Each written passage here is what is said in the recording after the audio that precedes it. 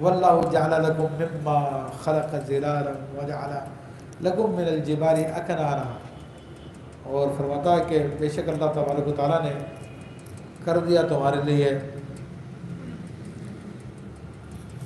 ان چیزوں کو جن کو اس نے پیدا فرمایا، ان سے سایہ بنا دیا تمہارے لیے، یعنی اللہ نے اپنی بنائی ہوئی چیزوں میں سے تمہارے لیے بعض چیزوں کا سایہ بنا دیا۔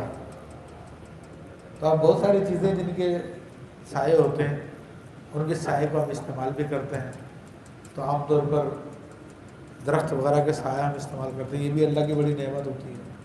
چھتری کا سایہ یہ بھی اللہ کی نعمت ہوتی ہے۔ تو مختلف اللہ تعالیٰ نعمتوں کو بیان فرما رہا ہے۔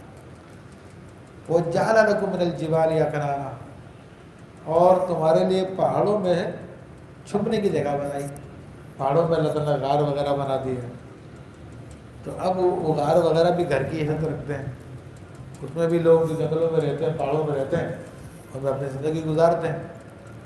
وَجَعَلَ لَكُمْ سَرَابِيلَ، اور اس نے تمہارے لیے کچھ لباس بنایا ہے، تَقِيكُمُ الْحَرَّ، جو تمہیں گرمی سے بچاتے ہیں۔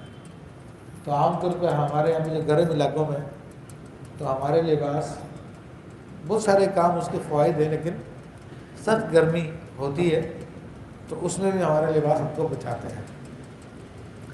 ورنہ کیا ہے کہ مسلسل اگر کوئی چیز سورج کی شعاعوں میں رہے نا تو اس کو اسکن کا کینسر بھی ہو جاتا ہے، لیکن انسان کے اوپر چونکہ لباس ہوتا ہے تو اس لیے وہ اس سے بچتا رہتا ہے، الحمدللہ رب العالمین۔ تو اس طرح اشارہ کیا کہ تمہیں لباس دیے جس سے جو تمہیں سخت گرمی سے بچاتے ہیں، وہ سرابیلا تقیکم باسکم، اور تمہارے لیے کچھ ایسے لباس بنایا ہے کہ لڑائی میں تمہاری حفاظت کرتے ہیں۔ تو پہلے زمانے میں وہ زیر مست کی تھی جو جنگی لباس ہوتا ہے، اور آج کل ہمارے زمانے میں بلٹ پروف ہوتی ہیں جن کو لوگ پہن لیتے ہیں۔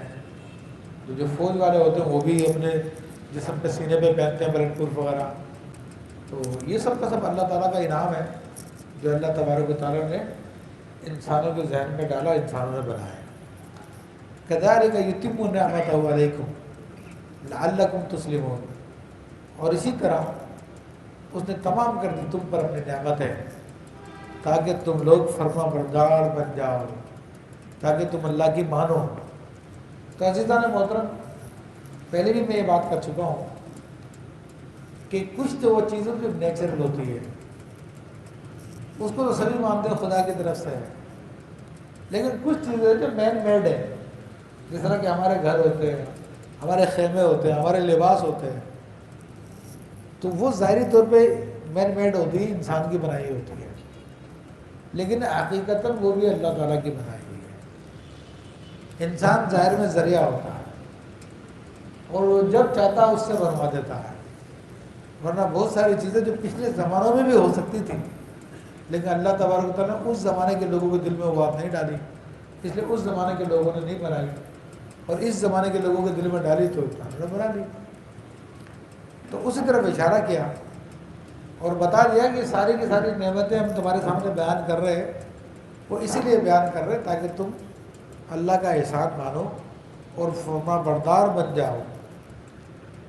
اب یہاں پہ ساتھ ساتھ یہ بھی غور کر لو کہ جن بتوں کو تم نے خدا کا شریک بنایا ہوا ہے،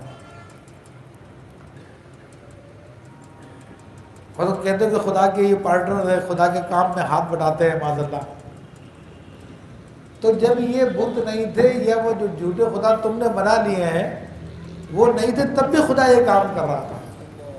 اب عیسائی کہتے ہیں 3 خدا ہیں۔ سیدنا عیسیٰ علیہ السلام کی پیدائش سے پہلے بھی پرندے آسمانوں پہ اڑتے تھے،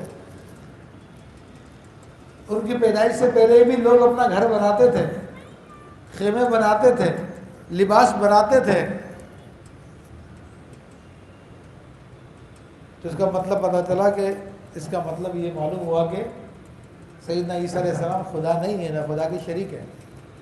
حضرت عزیر علیہ السلام نہ خدا کے شریک ہے، نہ حضرت مریم نہ حضرت جبرائیل خدا کے شریک نہیں ہے، خدا کے بندے ہیں۔